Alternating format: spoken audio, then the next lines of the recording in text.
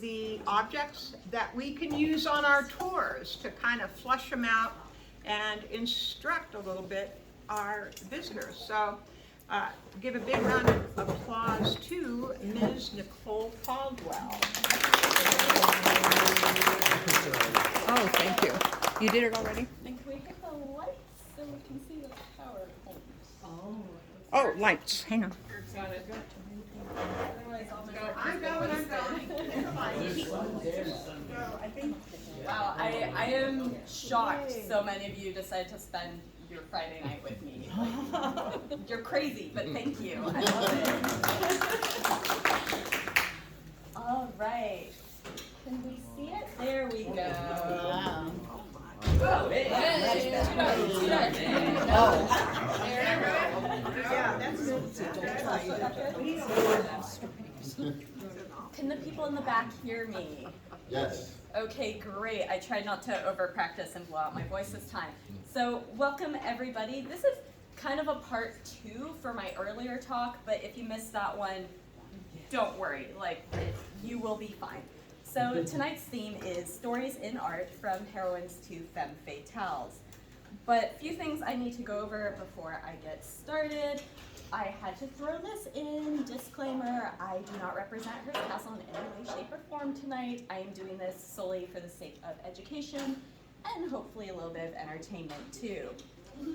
Another disclaimer, tonight's topic is not my area of expertise by any means. It is a research rabbit hole, oh boy, that I did go down, as you will see. But yeah, so any errors, omissions, trust me, there will be plenty of mispronunciations. I own it, that's 100% me. I am a classicist and I'm going out of the classics tonight, so forgive me for that. I do have to throw in this too. We have a trigger warning tonight. There will be violence, gore, murder, assault, blood, revenge, torture, sex, nudity, and other such, Old Testament and biblical themes. Thank you, Santa Rosa Catholic Church. So if you're not cool with that, I suggest you leave now because it's gonna, like I said, it's gonna get a little biblical tonight. Whoops. So a little quick introduction about me. Most of you in this room already know me, but in case you don't know me that well, hello. My name is Nicole Caldwell. I am currently a museum technician at the Hearst Castle, which I don't represent, and I'm a former curator and objects conservator. As for my background, this isn't my first rodeo. I've got about 12 years experience now in museums and historic homes across 5 different countries listed there, and there's my education. It's why I don't own a house. All right, now I want everybody to pay close attention, because this, like I said, was a very fun research rabbit hole to go down, and everything is connected. And this is real footage of me right here while I was researching and compiling this talk for you tonight. Like that was me in my house earlier this week. I shaved. So what I've been calling this topic in my head and out loud to a few of you over the past few weeks is actually biblical babes behaving badly, because alliteration. And so tonight I will be discussing legendary women and their depictions in later medieval and Renaissance art. But Nicole, how did you get on this topic? Well, it's Monica's fault. Where is she? I hear her. So she did not give me a splitting headache. I'm just making fun of the little image here.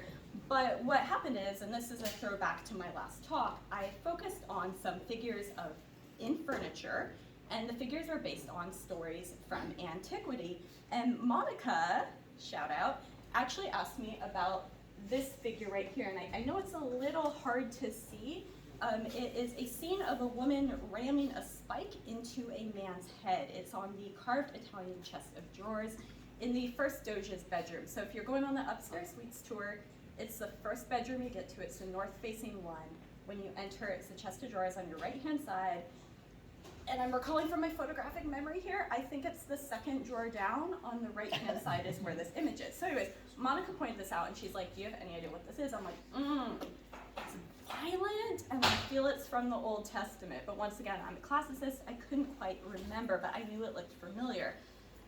That night I went home, I did a quick Google, I refreshed my memory, and this is actually Yale from the book of Judges, which is the 7th book of the Hebrew Bible, and it's also in the Christian Old Testament, depending on which type of Christian you are. We'll get to that later. Like I said, everything's connected. So who is Yale? Well, her story goes like this. The prophetess, Deborah, she was a Jewish prophetess and judge, together with the Israelites leader / general Barak, they went to do battle against the invading Canaanite army. And this happens on a plain in front of Mount Tabor. And the leader of the Canaanite army was the general, I believe his name is pronounced Sisera. Once again, I read these things, I don't necessarily talk about them. So they went to do battle. And Deborah, being a prophet, she prophesied that the final honor of defeating the Canaanite army would actually go to a woman, but not herself. So both armies met on a plain, and Sisera's war chariots were actually hampered by the mud from a downpour the night before, which was considered miraculous to the Israelites. And I have lived in Israel, Palestine, and it is a very Mediterranean climate like California. And let me tell you, rain is a miracle there just as much as it is a miracle here. Even more so when you're being attacked by iron war chariots. So the chariots were bogged down. The Canaanites were defeated, but Sisera was able to flee on foot. So he could potentially regroup his army. Now, what happened is the enemy general arrived at a tent of a nomad whose name was Heber, and his clan was at peace with the Canaanites, but Heber's wife or family member, Yale, she sympathized with the Israelites because they had suffered a 20-year period of harsh oppression by the king of the Canaanites, Jabin, and his right-hand man, who just so happens to show up to her tent. I bet you have no idea where this is going. So Yale welcomed Sisera into her tent, which would have been separate from the men's tent at the time, and she covered him with a blanket. And Sisera asked Yale for water and said she brought him milk. He commanded her to watch over the tent and tell any inquirers that, no one's here. And so she's like, yeah, sure, okay. And then he fell asleep. And like I said, I bet you have no idea what's coming. She got a hammer and she got a tent peg and she rammed it through his skull. And this bit from the Song of Deborah is by many scholars thought to be one of the oldest bits in this part of the Hebrew Bible. And I think the prose is lovely, although a bit gory, so I'll read it out to you. Extolled above women be Yale, extolled above women in the tent. He asked for water, she gave him milk. She brought him cream in a lordly dish. She stretched forth her hand to the nail, her right hand to the workman's hammer. And she smote Sisera, she crushed his head. She crashed through and transfixed his temples. Oh my gosh, I'm so sorry I didn't change the slides on this computer. I'm sorry, you might have been so bored that whole time. Well, here's the image that you're supposed to see when I was telling the story. Oh my God, one of you should call me out. And then there's the bit I just read for you. And then here's the slide I'm currently on. So I had to throw this in because it is a Limoges enamel showing the same scene we just went over. And as some of you know, the Limoges enamels in the billiards room, one of my favorite pieces. It's gorgeous. Some scenes on it featured in my last talk because they're scenes from antiquity. So I had to throw this one in. So some later commentators had qualms with the maternal and erotic undertones of the text. They saw Yale's seductive and violent act as not necessarily heroic. And I would like to point out while doing my research, that's just not like a Middle Ages thing. I even saw commentaries from like the 1900s that said this. But in the Middle Ages, she was sometimes viewed as betraying the laws of hospitality, using the deceit and seduction of her sex, and yet again being another example of why women couldn't be trusted. But Nicole, yes, we're so untrustworthy. But Nicole, I want evidence. Like, you're saying all this stuff, but most of you are guides, and you always tell me to cite my sources, so I've gotten a bit better at this. Okay, you want a source? All right, Chaucer's Canterbury Tales, which we all pretended to have read in high school. 1483, which actually references this story in The Wife of Baths, or Baths, talk about big debates, Bath and Bath, in The Wife of Baths prologue, and again while discussing her fifth husband's book of Wicked Wives. That's wicked with two Ks to show how wicked they were. And I'm gonna quote Chaucer right here for you. He mentioned some wives who, "had dry nails in her brain, wilt that they slept, and thus they had him slain." That's probably not at all what the Old English sounds like, but you know, I'm not in Oxford anymore, so none of you can judge me. Okay, let me make sure I'm on point now. Oh my. There we go. We do get a little blip in the early Renaissance where she's kind of held up again as an example against tyrannicide, because the Florentines were trying to ensure the Medicis didn't become their next set of kings. That didn't work out too well, spoilers. But then she kind of goes back into this trope of like, oh, this is why you can't trust women. But this is an interesting painting. Does anybody know who this is by? You can't read it, it's too small. Gentileschi? Yes, oh, well done. Yes, this is by the late Renaissance, early Mannerist artist, Artemisia Gentileschi. This is her painting on the topic. She's the same artist. We actually saw a few slides earlier. Not that many. Yeah, she did this one. No. This one is also done by Artemisia Gentileschi. And here we go. So the reason why I threw her in, it is interesting to see how the few female voices who break through this male-dominated record in the Western world of art and literature, we'll get to another one later, how they tend to depict and defend these biblical baddies. Now, Artemisia's story of trauma, tragedy, perseverance, and success, honestly, it deserves its own lecture. I cannot do her justice by just a summary. But you may notice that the figures in this painting looked a bit similar to the one I just showed you, and that's of Judith slaying Holofernes. Don't worry, we'll circle back to that later because everything is connected.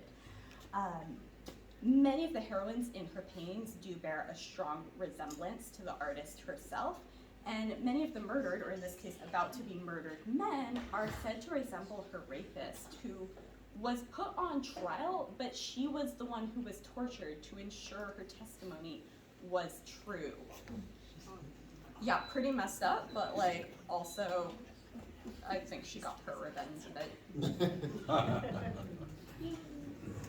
And just to drive the point home, here is a self-portrait as a martyr that she did in 1651. So once again, you can see there is a bit of a resemblance there.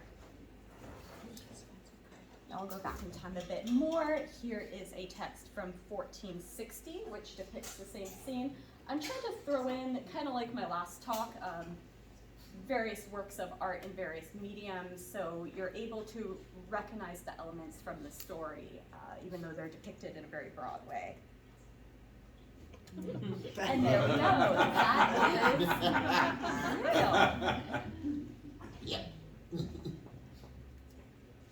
But going back to the first little carved figure that started this whole research avalanche, thanks Monica, how is she depicted on that chest? Is she a heroine or is she a harlot? Well, let's look at the opposite carving. So this same drawer, what's the carving that's mirroring the one of Jael and Sisera? Well, the opposite one appears to be a woman riding and whipping a man. Now, this is potentially a depiction of Phyllis and Aristotle, which was a medieval cautionary tale about the triumph of seductive women over even the smartest of men, and it might look or sound a bit familiar to you. Sorry for the quality of this. This is an apocryphal legend. By the way, it does not come from antiquity. It comes from the medieval era. And it also appears on the medieval mantle in room 2, floor 4 of the new wing. That's what this one is. So this story has a bunch of really subtle variations, but the core of it is as follows. I'll just read it out to you because who doesn't love story time with Nicole? So the great philosopher Aristotle, he advises his pupil Alexander the Great to avoid the sultry Phyllis, the seductive mistress. Sorry, it's been a long day, I'm not super articulate. But he himself, being Aristotle, he's inevitably captivated by her, and she agrees to do the dirty with him, but on one condition, that she ride him like a horse first. Now, Phyllis was a little miffed at all the smack Aristotle was talking about her, and so she planned out this whole thing. Like, she told Alexander the Great, by the way, watch what I can do. And so he witnessed Phyllis proving that a woman's charms can overcome even the greatest of male philosophers' intellect. Like I said, this story it's an apocryphal legend. It does not come from antiquity.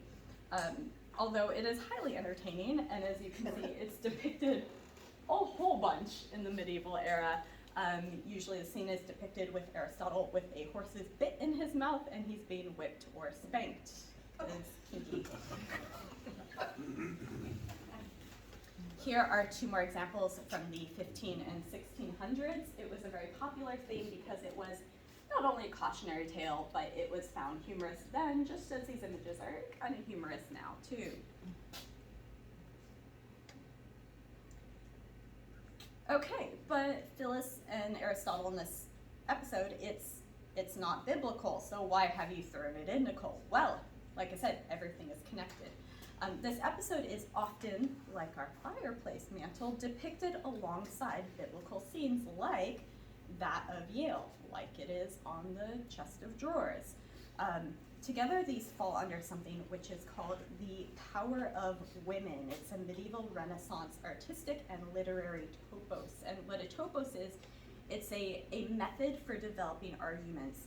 There is a German term for this topos, which I'm totally gonna butcher just by asking a bunch of people how to pronounce. Weibermacht? Mary? There we go. Oh, yes, ma'am. All together. Macht. Weibermacht. There we go. That's how you say it. That's the last time I will say it tonight. Thank you. I will just refer to it as the power of women topos. So what this topos is, it used legendary stories of women to show that heroic or wise men can be dominated by the evil woman. It, like I said earlier, was viewed as a cautionary tale as well as a humorous inversion of the male-dominated sexual hierarchy. And then, as you can kind of see, this is somewhat legible. Popular reoccurring subjects, we've already gone over a couple of these. Phyllis writing Aristotle, Yale killing Sisera, Judith beheading Holofernes, Samson and Delilah, Salome and her mother Herodias, Bathsheba bathing in the sight of David, depictions of witches, and genre images of wives dominating their husbands. And I actually love the art history term for this. It's termed the battle for the trousers, which I think is fantastic. If you are interested in this topic, the late great Susan L. Smith actually published a book called The Power of Women at Topos in Medieval Art and Literature in 1995. It's an expansion of her 1970-ish doctoral dissertation, and she's the one who coined a lot of the terms on this topos and explores it very thoroughly, but she was not the first to do so. And so a shout out to my homegirl, Christine de Pizan, who lived about around 1364 to 1430, and she was an Italian noble who ended up living in France and becoming a court writer and poetess. And now she attacked this topos back in her day, especially the textual compilations of "This is why women are evil." And she said that, you know, if women wrote these accounts, their interpretations would be very different from those of men. And her first book, actually, both of her books are still in publication. The first one was called The Book of the City of Ladies, and it's a pretty good read, and she did the opposite. She took all these legendary stories of women and she made her own topos to show, look how amazing and powerful and loyal and brave and fearless they are. And, you know, she compiled the resources she had of that era to make this book, and it's quite a phenomenal piece. I have read it. Oops, PowerPoint says no. Come on. There we go. But let's get back to the place or fireplace mantle where we left off. But I'm gonna digress again because I know some of you in this room have asked me, is this legit? Because there's a little back and forth in the record. Is this piece real or a forgery? Now, it was sold to Hearst by the, is it Demotte? Demont. So glad you're here, Mary. The Demont Galleries in New York sold it to him as a French 15th century piece, and it does have very clear Gothic elements, but it has been noted that George Demont was known for not always had the best ethical business practices, but I would like to argue that is still the art world today. That is still auction houses, art dealers. Like, that is nothing new. We still have that going on today. And also, I would like to argue, yes, the top with the snails and the grapes, definitely modern extension work, besides modern extension work, but the main chunk here where I'm drawing the scenes from, it has very old wear, very old damage, very old repairs. It has an aged patina over the breaks, and it's got a lot of furniture beetle boreholes. That would be really hard to fake. And yes, I know Hearst had people faking bug boreholes, but those ones, once you've trained your eye to them, they're actually really easy to spot because they were using nails. So they're regular and they go in the wood like a nail. They don't channel like a little beetle. So if I had to give my professional opinion, you know, as a classicist, but also as an objects conservator, I'd say this part is legit. And so that's why I'm talking about the scenes on it tonight. But I digress, again. So tangents aside, let's get back to our babby biblical babes. And we're going back to Judith, who was in the first Artemisia painting at the beginning of this PowerPoint. Now, this story is from the, oh gosh, I have to pronounce this in public. Deuterocanonical Book of Judith? Anyone? No? Not even Mary? It's Deuteronomy. it's from the Babylonian Talmud, actually. So, that big long word I can't pronounce, it just means some branches of Christianity say it's canon and other branches say it's fanfic. All right, so if you grew up in like a Catholic or Orthodox setting, you're probably familiar with this story, but some Protestant versions of the Bible, like I said, say it's apocryphal or fanfic, and they've booted it out. So Judah's story is as follows. The Assyrian general, Holofernes, had sieged and was about to destroy the city of Bethulia, which the beautiful widow Judith lived in. Now, our heroine sneaks out of her city and finds her way to the general's tent. Holofernes is filled with desire for her because, of course, she's this beautiful biblical babe. And Judith uses her charm and wit to get him to drink, and drink some more, and drink some more, and very much like Odysseus in the Cyclops, and he passes out. And then what does she do? I bet you have no idea what's coming next. No clue. No spoilers here. She takes up his sword and she swiftly decapitates him with his own sword, taking his head away in a basket, thereby saving her entire city and her people. I had to throw in this piece by Caravaggio because look at her. I mean, such a baddie. Like, no F's given. Also, a hat tip to the painting conservator I studied under for a year in Florence, Roberta Lapucci. She's one of the top Caravaggists in the world, and if you're interested on his technique of possibly using projection and lenses, she has a very good book on that. But I digress. I had to throw this piece in. Like I said, there would be lots of blood tonight. Here are 3 paintings of the Judith episode, and all these are by our homegirl, Artemisia Gentileschi. Once again, you can see the very strong resemblance to herself, and suspiciously the about to become a decapitated head and the decapitated head all share similar characteristics. All 3 of these compositions also contain the weapon, the bloody rags, and the assisting maidservant. And I'm not sure, I think the maid is not in the original text, but she is often inserted in Western art to differentiate this scene from that of Salome with the head of John the Baptist, because often they're both depicted with a silver platter and a decapitated man's head, so this is how we differentiate the good girl from the bad girl. The good girl has help. Now, there is a noted change during about the middle of the Renaissance when depictions of Judith start to shift from being fully dressed and a more saintly, modest appearance, even often haloed, to a sexy, scantily clad, I read this term online and I totally stole it, seductress assassin.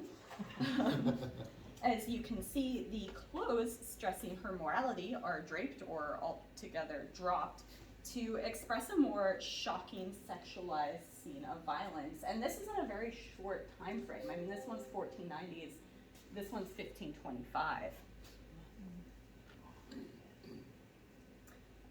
Here is another for you to compare and contrast to drive the point home like a tense bike. 1470 from, of course, Botticelli. I had to throw Botticelli in.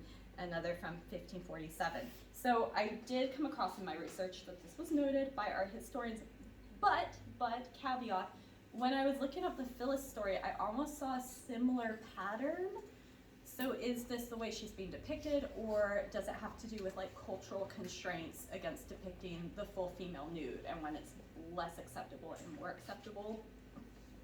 I just had to throw that in that I did see a similar pattern.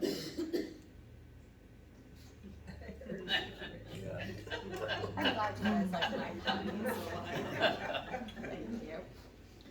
So this scene can very, very clearly be identified as Samson and Delilah. I mean, she's cutting his hair, he's passed out clutching his iconic weapon, which is, anybody know what it is? Jawbone. Exactly, a jawbone of what? An ass. A jawbone of an ass, yeah, or a donkey. So kind of similar to how you can depict Hercules with his club, Samson and the jawbone of a donkey, which he uses to smite an entire Philistine army. Very much along the lines of folk hero, much like Hercules, who I discussed in my last talk. So this painting is just past the Renaissance, if you can tell by how dang Baroque it is. I included it because if you notice, there's a little dog right about here, and there's a little dog on the mantle carving too. Now, traditionally in Western art, a dog is a symbol of fidelity and loyalty, especially when it appears in a portrait of a woman. So the inclusion here seems to point to like an irony and a betrayal from a woman who should be loyal and devout like a dog towards a man who is loyal and trusting of her. I'm sure most of you know this story, even if you weren't brought up in the Judeo-Christian tradition, because it's just so in our pop culture. So I won't go into it in like detail. I'll just gloss over to refresh your memory. Thank you, Wikipedia. So the Samson and Delilah scene, it comes from the 16th chapter in the book of Judges in the Hebrew Bible and in the Christian Old Testament. Samson, the strong man, hero, and Israelite judge, loved Delilah, although the feeling must not have been mutual because Delilah was bribed by the lords of the Philistines, each offering her 1,100 coins to discover the source of his strength. Need to make sure I'm on the same slide. Yes, okay. Dramatic art, dramatic storytelling. We're on the same page here. So she tries to use her womanly wiles to get the secret from her lover, but she fails 3 times. So first, at Samson's own suggestion, she bound him with 7 green vines, but these he easily snapped asunder. Second, she tried with brand new ropes, but these also failed. Third, she got a little more creative and she tied his hair to a loom. That did not work either. I mean, props for creativity, right? After all 3 failed attempts and endless complaints that he doesn't trust her, I wonder why, she finally goads the not so bright Samson into telling her that his power is derived from his hair. Once again, no spoilers here. Then as he sleeps, Delilah gets a servant to cut Samson's hair, thereby enabling her to turn him into the Philistines. And here's a lovely piece by Rubens.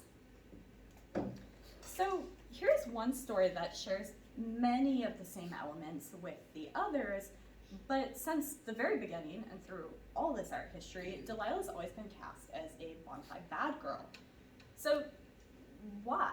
well, this could possibly be due to her motive. The other women we've discussed were trying to save their people, or they sympathized with oppression, and my girl was doing it for the cash monies. It was straight up bribery.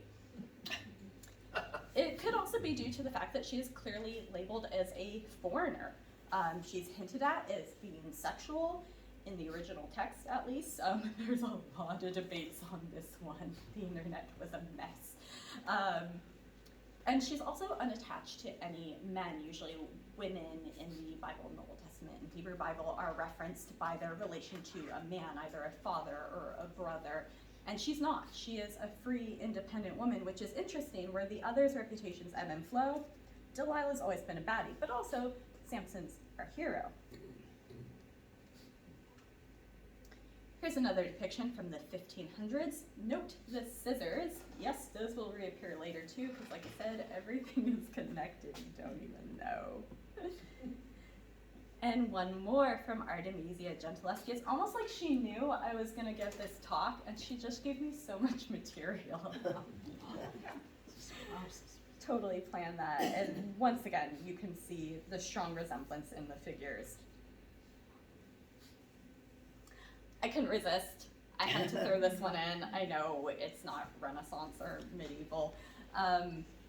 It's my little hat tip to, the golden age of Hollywood connection at the castle.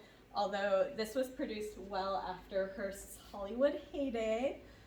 Like I mentioned just a few seconds ago, but if you weren't paying attention, unlike most of our former biblical babes whose reputations in art have changed over the centuries, Delilah is just steadfastly a sultry femme fatale, and here she's played by Hedy Lamarr, who is also a genius. That's kind of the theme, is just these brilliant baddie women tonight. All right, yes, I know this one's cheating a little. That's why I look meant to look medieval. Not medieval, but meant to look, so I'm including it anyways. Don't judge.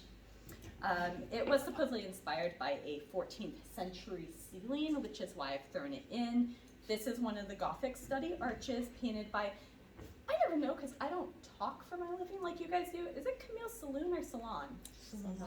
Salon. Okay, thank you. I just go between both of them, but I don't talk in front of people, so I can.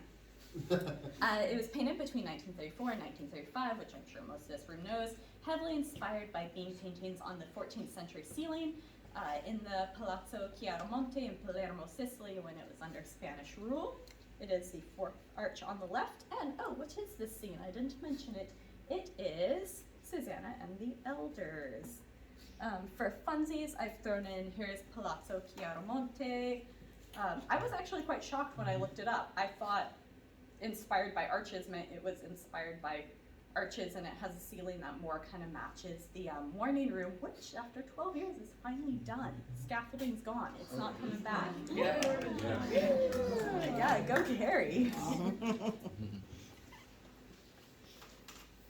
And of course, Artemisia Gentileschi.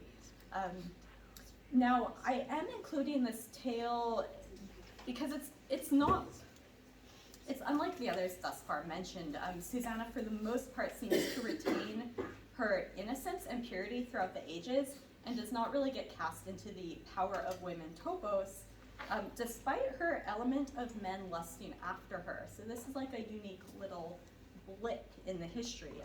Susanna's story comes from the book of Daniel, chapter 13, which interestingly, like many of the other stories of biblical heroines we've discussed tonight, or I've discussed tonight, you're my captive audience, it was later deemed apocryphal and removed from some Christian and even some Jewish versions. And I found that very interesting while doing this research. A lot of the stories where the women either save their people or act in a heroic way or persevere end up getting edited out, even though, some of these stories go back to the 2nd century before Christ.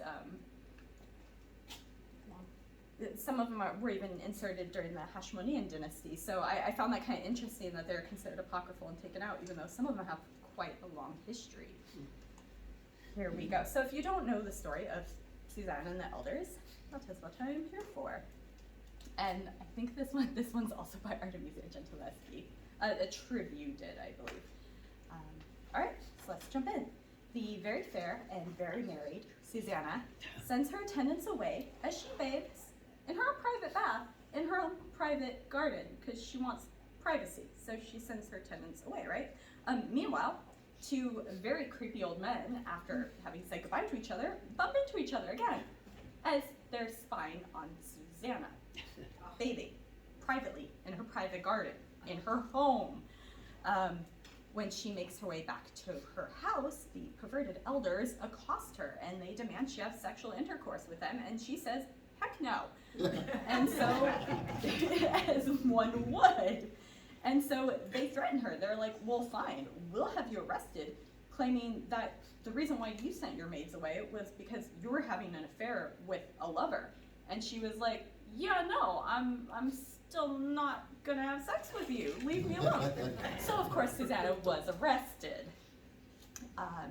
She refuses to be coerced. She's arrested, and she's actually about to be put to death for adultery because history is awful towards women. But young Daniel interrupts the proceedings, shouting that, hey, maybe the elders should be cross-examined so, we don't possibly cause the death of an innocent. And lo and behold, after being separated, the two men are cross-examined about the details, and they both disagree on the tree under which Susanna supposedly met her lover. And they really disagreed because they were two very different trees that look nothing alike and are two very different sizes. I think one was like a great old oak and the other was, I don't know, let's just say a palm tree.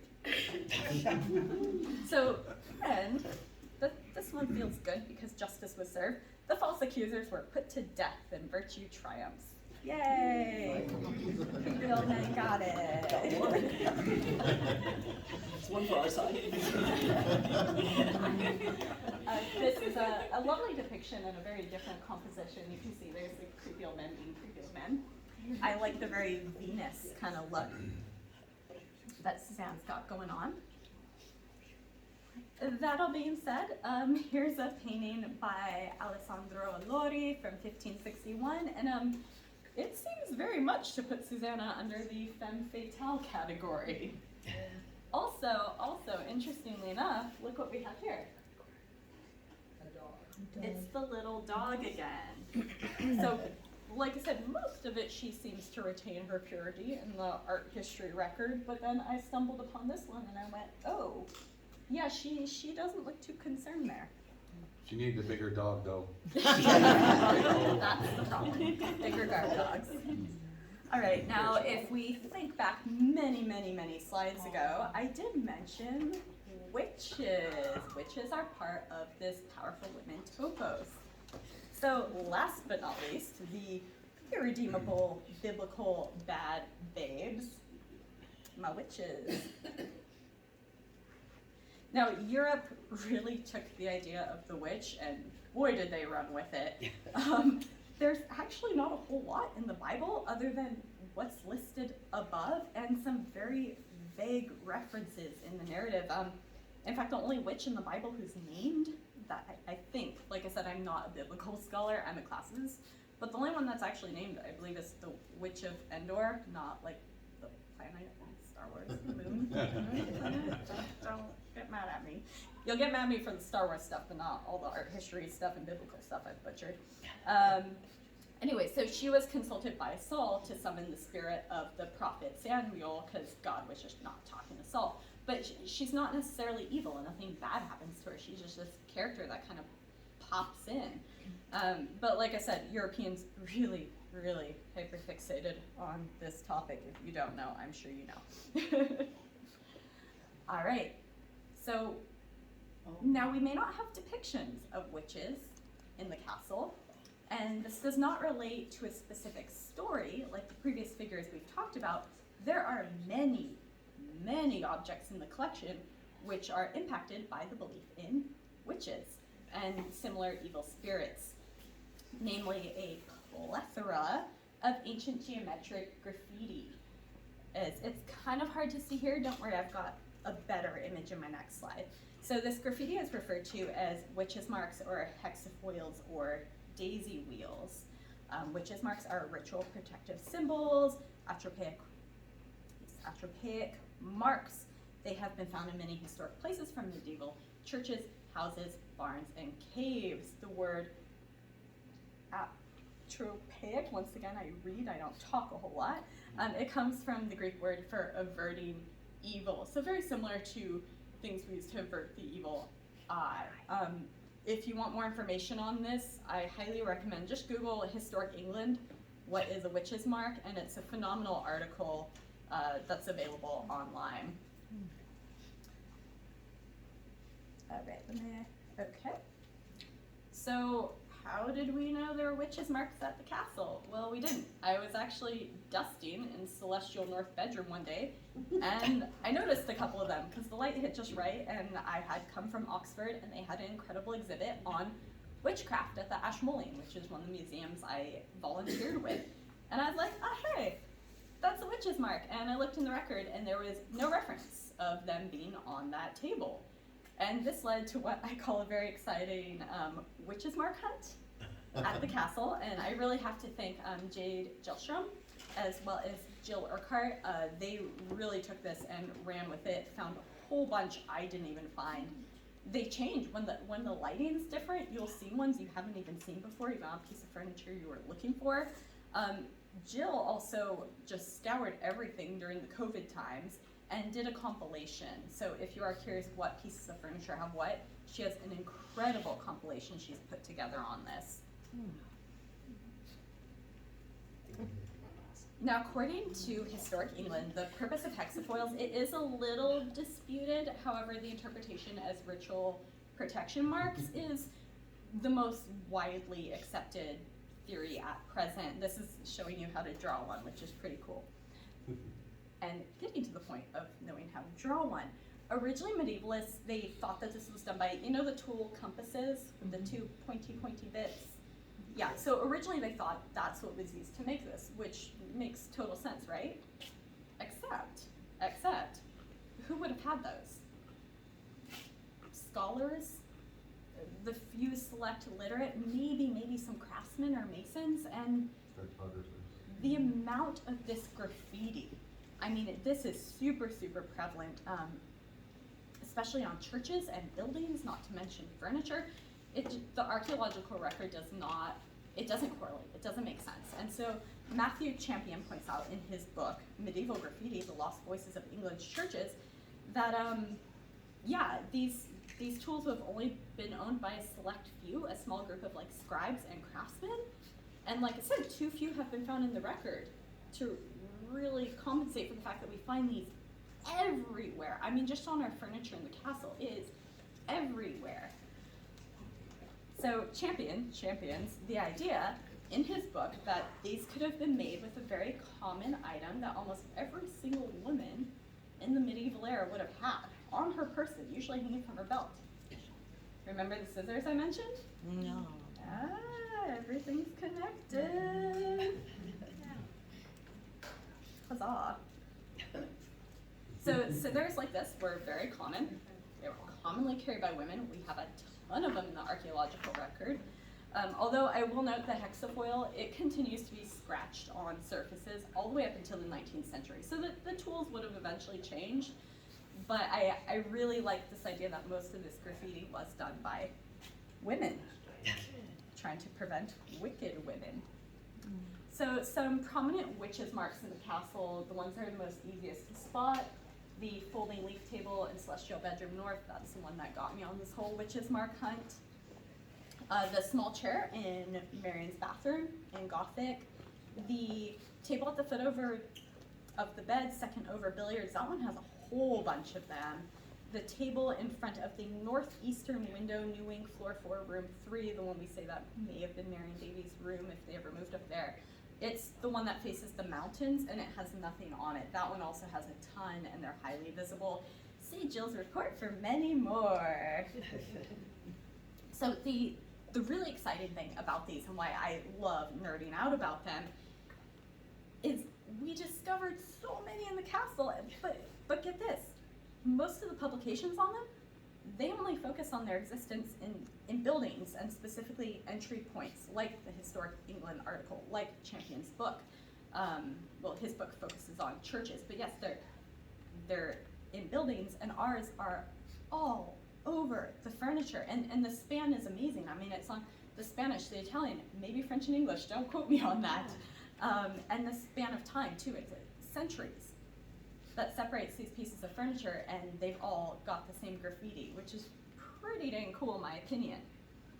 So it just goes to show that there's always new things to learn, there's new discoveries to be made, especially in such a diverse collection like the one we have up at the castle. All right. So I hope you enjoyed this absolutely wild ride from heroines to harlots and a little bit of witch home protection prevention thrown in for good measure. It's been an absolute pleasure researching, compiling, and now presenting this topic for you this evening. I still can't believe so many of you decided to spend your Friday night with me. Crazy. So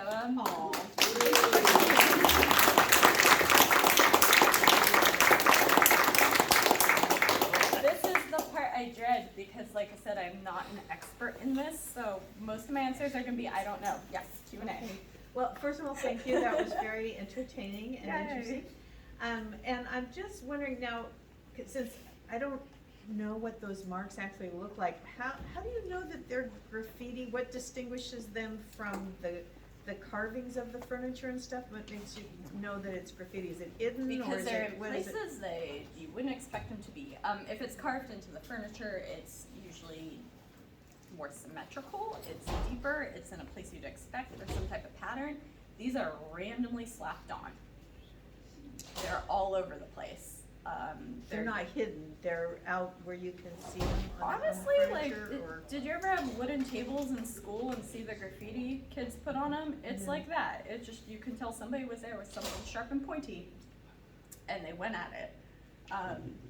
There is this design in some of the really tiny, you have the little tiny Spanish chairs that are everywhere. They're like in the bathrooms in the cottages. But those are, it's a similar like geometric shape, but those appear like between the arches. They're carved very deeply. They're intentionally, I think, even like kind of brought out with like a pigment or something, and they're very regular. These are very clearly just scratched onto the surface. Very So much like. Those symbols weren't used by wood carvers also, they were only used by these? Well, when they maybe were your- used by wood carvers, they were integrated into the design. These are not. These are like in random places. Like if it's gonna be on a table, it would have some sort of pattern, you know, like a border or in the center. This will be like right here. Like the one on the Celestial. Like the one Celestial, and they'll Just overlap off of with the each corner of the other. Bee house. There's one on the side. Yeah. Yeah. Oh, now that you know what to look for, like Yeah. they're everywhere. Just please check the treads of your shoes before going on the tour mats, because off of the tour mats, palm trees are awful right now.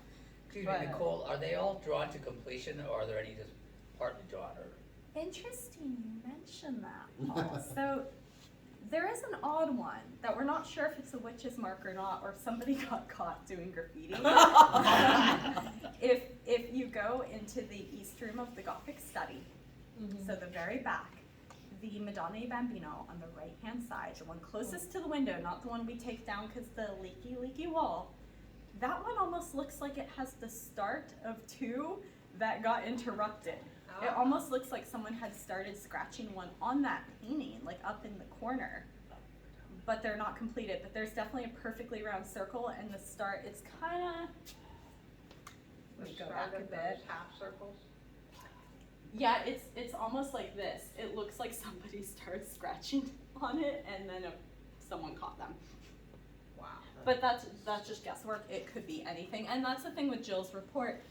She didn't just focus on the daisy wheels or witches marks.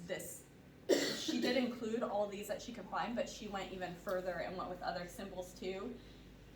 These are very obvious. I mean, granted, scholars do say some of them could be like a bored student with a compass. But for the most part, we think these are to prevent evil spirits. Some of the other ones, I think, look very much like scribbles, and it's hard to argue whether they're scribbles or not.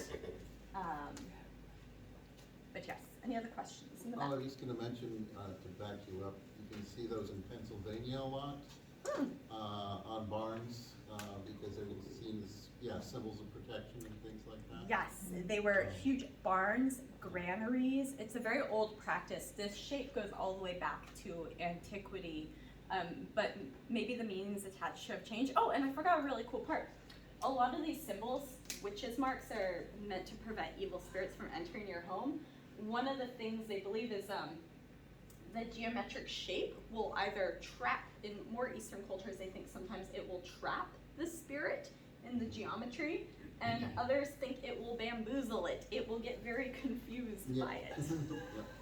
But either way, it is your evil spirit home prevention protection system. There's a connection to that in Native American art with dream catchers Oh. in that regard. It's not quite the same, but it's similar. Very Bamboozling of the similar, spirit. yeah. Confusing some type of supernatural entity with Yeah. something of complexity, or sometimes a material. So like the Western European belief of iron, and iron preventing fae. So yeah, it's cool. It's a very, very old practice, and like I said, the shape goes back to antiquity, and you see it all the way up until the 19th century. Where's the report? The library. Is it a library? Okay, great. Yes. One, you're just delightful to listen to, and two, Thank you. There's something I always wanted to ask about, or ask some people, and particularly in this group, which is kind of helpful. There's another lady that's at the castle who's figured rather prominently in the theater. You know who I'm talking about? She holds up the roof. The Cariati. Yeah, the Cariatist. The Yes, Cariatist. does anybody know who she is? She was designed by Julia Morgan. Yes, and she wears a pomegranate on her chest. Oh, I have no idea. Persephone? Exactly. Yeah. I thought you guys should talk about that, and I was surprised you didn't talk about her. Well, Persephone that would have been my previous talk, where I was Oh. talking about the classics and classical literature. So this one, like I said, was my biblical babes behaving badly. Yeah, well, I thought she behaved badly towards, actually, considering what she was done to and dragged into darkness and all of that kind of thing. But I thought she was perfect for the theater, since it represents darkness and all that. I noticed the pomegranate, but I actually never really made that connection. I think because mostly when people mention her, it's the debate rages whether she was modeled after Marion Davies or not. I mean, she's blonde. Silly. Well, being an actress, she'd probably play Persephone for me. But Any other questions? Thanks. Please be kind. Oh, no. Not a question. Just send me, Mary. Thank you, Nicole. That was lovely. I want to thank you and Monica especially also for drawing my attention to the cabinet. I never noticed Yael on that cabinet.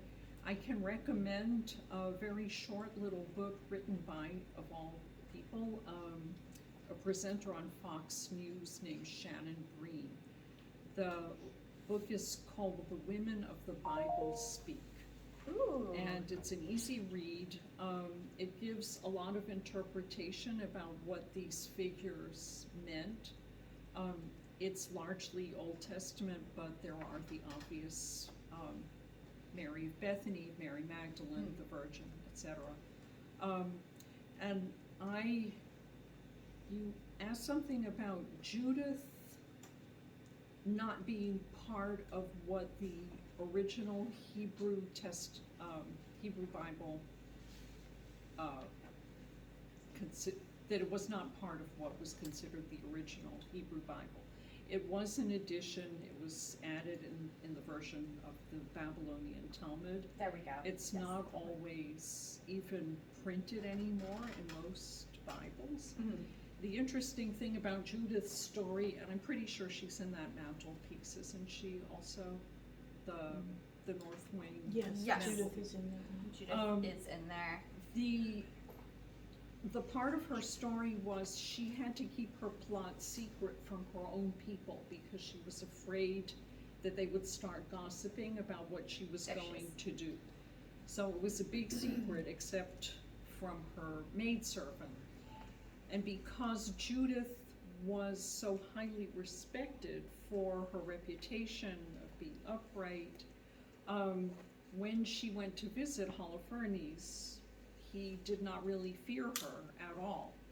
And she got his guards accustomed to seeing her going back and forth to visit Holofernes, so that it never seemed like anything strange to them that the Israelite heroine was going back and forth into his tent.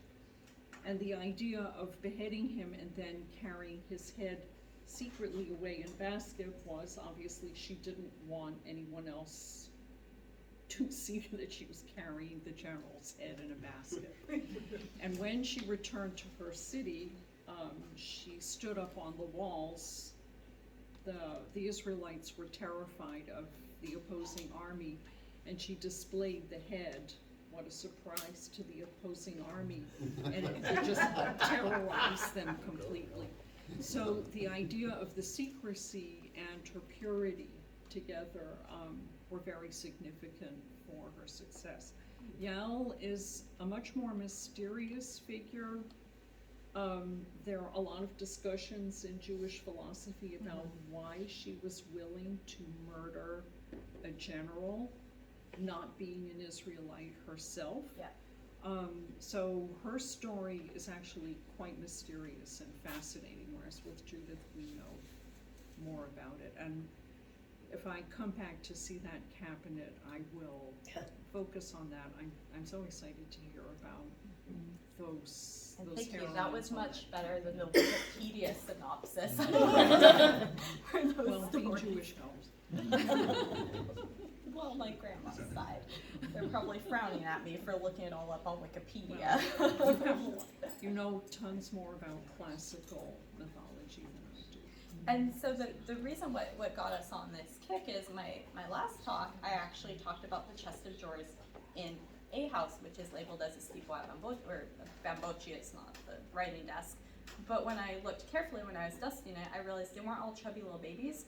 They were all figures from mythology. There were Greek gods, there were the labors of Hercules, and then I started noticing others of the Bambocci were actually scenes from antiquity, and then that's when Monica asked about this one. She's like, well, what scene from antiquity is this? And I'm like, it's not, but I know it.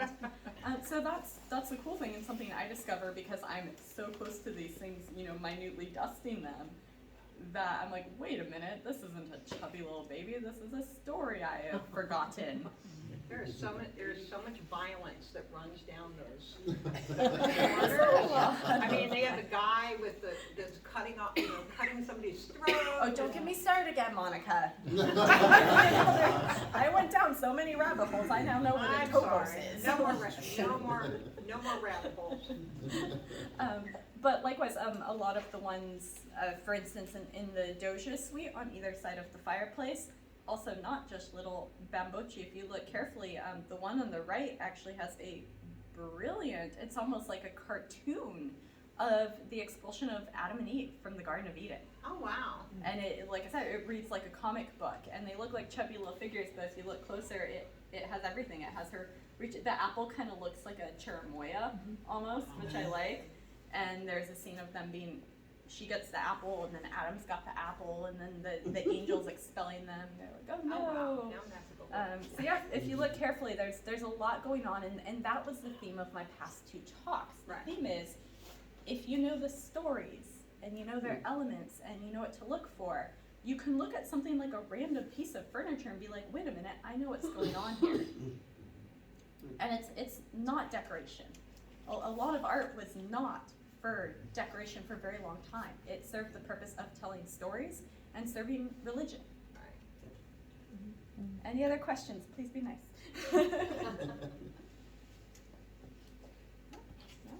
Well, I hope you all were entertained.